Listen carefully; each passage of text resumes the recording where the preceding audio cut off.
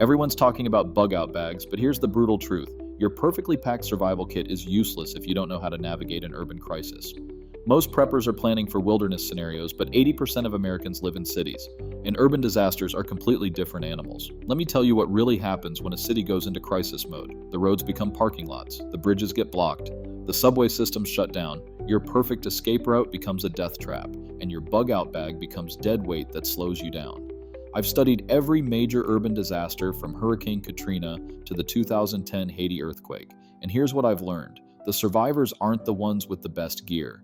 They're the ones who understand urban crisis navigation. They know how to move through a city when normal transportation fails.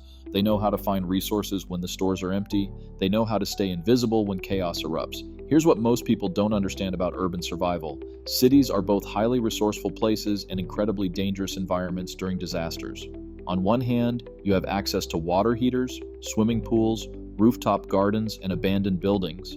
On the other, you have social unrest, infrastructure collapse, and thousands of desperate people competing for the same resources. The key is knowing how to navigate this environment strategically. You need to understand how to identify safe zones, move through crowds without drawing attention, and find alternative routes when the main roads are blocked. You need to blend in, avoid conflict, and access resources that others don't even know exist. This is exactly why I dedicated an entire chapter to urban crisis navigation and When All Hell Breaks Loose, stuff you need to survive when disaster strikes. You'll learn how to map alternative escape routes, identify potential resources in your neighborhood, and maintain a low profile during high-risk situations. But here's the real secret. Successful urban survival isn't about being a lone wolf. It's about building relationships with your neighbors before disaster strikes.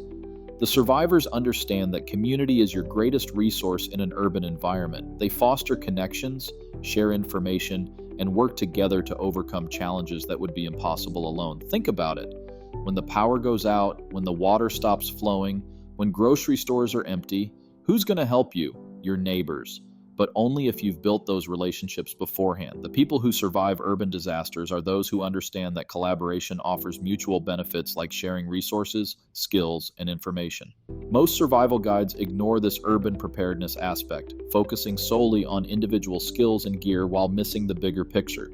In a city, your survival often depends on working with others, sharing resources, and contributing to a broader community effort. Don't mistake urban survival for wilderness survival with buildings. It's a completely different skill set requiring a distinct approach. Get When All Hell Breaks Loose and learn the urban crisis navigation strategies that could save your life when your city goes into meltdown mode.